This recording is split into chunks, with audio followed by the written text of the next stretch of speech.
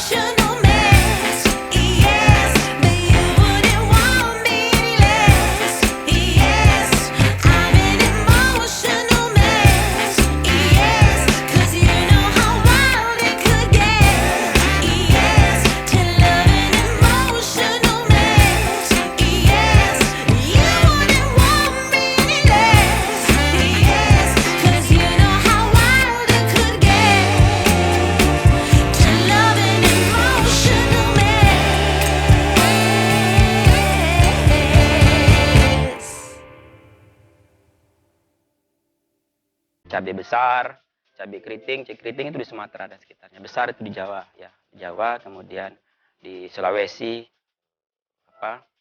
di Papua itu adalah cabai rawit, ya. Kalimantan juga ada rawit, ada keriting.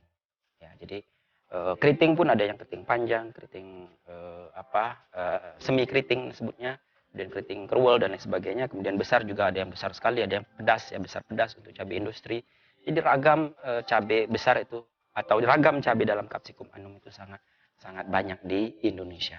Kemudian yang berikutnya beda spesies. Ini Capsicum prutescens. Jadi spesies yang kedua, yang kepedasan yang kedua berada di atas Capsicum annum, ya. Berada di cabai rawit Capsicum annum, rawit hijau tadi, namanya Capsicum prutescens. Kita sering sebutnya adalah cabai rawit putih karena waktu mudanya warna putih, meskipun ada juga yang hijau, ya. Jadi kita sebut cabai rawit putih, tapi yang betul adalah cabai rawit Capsicum prutescens karena beda dengan Capsicum annum. Jadi sahabat semua, ada dua jenis cabai, dua spesies cabai rawit, yaitu adalah Capsicum annum dan Capsicum prutescens. Jadi harus diperhatikan. Nah, Capsicum prutescens ini kepedasannya 50.000 sampai 100.000 SAU, ya. Nah, jadi dikategorikan sangat pedas sehingga ini cocok untuk cabai industri maupun juga horeca, ya, membuat rasa pedas pada masakan. Dan ini kalau di Amerika sana diawetkan, disebut dengan Tabasco, ya. Ya, jadi cabai untuk bahan Tabasco itu adalah cabai rawit prutescens. Di Thai hot saya kira juga cabai rawit prutescens. Cabai rawit prutescens itu banyak sekali manfaatnya untuk industri, untuk mereka, dan inilah yang menyebabkan fluktuasi harga yang tinggi prutescens itu, ya. Ini sampai 100.000 SAU. Jadi di Kalimantan ada yang klaim cabai terpedas itu adalah kelompok cabai rawit Capsicum prutescens, ya, dia dan maksimum 100.000 itu. Nah, berikutnya adalah Capsicum baccatum, ya sahabat semua. Capsicum baccatum itu bentuknya unik, ya, unik. Ini namanya bishop crown, ya. Jadi mirip muka orang. Kemudian ada lemon drop, warnanya kuning cerah, ya, lemon drop. Ini Capsicum baccatum, ya. Capsicum baccatum ini tidak banyak ditanam di Indonesia, ada di daerah Sukabumi beberapa gitu, ya, dan adaptasinya dataran tinggi memang, ya. Bisa juga dataran rendah tapi di greenhouse atau di pot. Dan ini kandungan kepedasannya mirip dengan cabai keriting, ya. Ya, mirip dengan cabai keriting atau juga bisa mendekati cabai rawit annum, ya. Jadi bisa sampai 30.000, rata-rata 30.000 SAU, ya. Nah, yang pedas berikutnya di atas prutescens dan baccatum itu adalah pubescens, ya sahabat semua. Di sini tidak ada contoh pubescens karena tumbuh di dataran tinggi. Nah, ini adalah di Bogor, satu-satunya cabai yang warna bijinya hitam. Capsicum pubescens ini tumbuh di Lembang di atas 1.000 meter, di atas permukaan laut, ya, lebih tinggi daripada itu. Kemudian di dataran tinggi Dieng itu disebut dengan cabai gendot. Kalau di oleh Bandung itu bawa cabai gendot. Kadar kepedasannya bisa sampai 350 SAU. Jadi di atas cabai rawit prutescens. Nah, yang menduduki tangga teratas itu adalah sinensis, ya, Capsicum sinensis. Nah, ini adalah 10 cabai rawit terpedas di dunia itu termasuk ke dalam Capsicum sinensis, dan ragamnya sangat tinggi Capsicum sinensis. Ada habanero juga ada habanero warna merah, habanero kuning, ini kuning, ya, merah, kemudian ada yang ungu begitu. Kemudian ada kelompok Cupitenho itu juga ada yang peach, ada yang merah, ada yang kuning, ya. Kemudian ini tadi kelompok habanero ini kalau di Indonesia nama varietas lokalnya adalah atokon. Kemudian nah, yang pernah menduduki juara 1 itu adalah Bud Jolokia, ya. Jolokia itu sampai 1 juta SAU. Ya, sahabat semua, kelompok sinensis itu adalah terpedas, saya katakan di atas 350.000 sampai 2 juta SAU, ya. Saat ini Trinidad kelihatannya yang atau Scorpion juga menduduki peringkat teratas kepedasannya, ya, di atas 1 juta. Ini Bud Jolokia itu 1 juta, jadi sangat pedas gitu, ya. Dan saya kira ini adaptasinya bagus di dataran tinggi, dan kalau ditanam dataran rendah harus tanam di pot maupun di greenhouse ya sahabat semua. Saya katakan tadi Indonesia sudah mulai mengembangkan ini sinensis, itu ada namanya varietas katokon, dan kelompok sinensis itu kalau di Sulawesi dikonsumsi tadi 350.000 SAU, tapi kalau di atas itu tidak untuk dikonsumsi untuk biofarmaka, koyo ya dan lain sebagainya. Jadi yang dimanfaatkan adalah kandungan kapsisin karena tinggi. Jadi harapan kita ke depan kita bisa ekspor ya untuk biofarmaka, karena saat ini belum familiar ditanam di Indonesia. Jepang itu ingin sekali kerjasama dengan Indonesia untuk bahan baku koyo, mereka impor dari Amerika. Nah, sahabat semua, center of origin dari cabai itu adalah Amerika Tengah dan Selatan. Ya, Selatan banyak Meksiko. Ya, jadi Capsicum annum, Capsicum frutescens, Capsicum bacatum dan sinensis itu berasal dari Meksiko.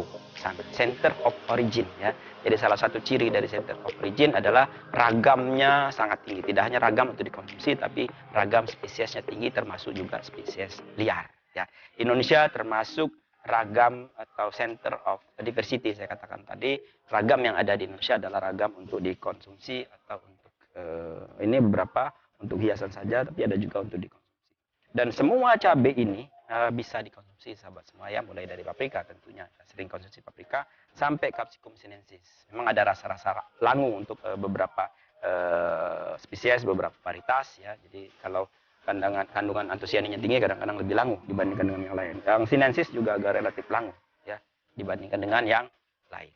Jadi sahabat semua, ragam atau jenis dari cabai ditanam di Indonesia saya katakan tadi ada 5 yang utama: Capsicum annum, Capsicum frutescens, Capsicum bacatum, Capsicum pubescens, dan Capsicum sinensis. Sementara kepedasan tadi dari 0 sampai 1,5 juta SHU. Jadi itu saya kira informasi yang dapat kami berikan.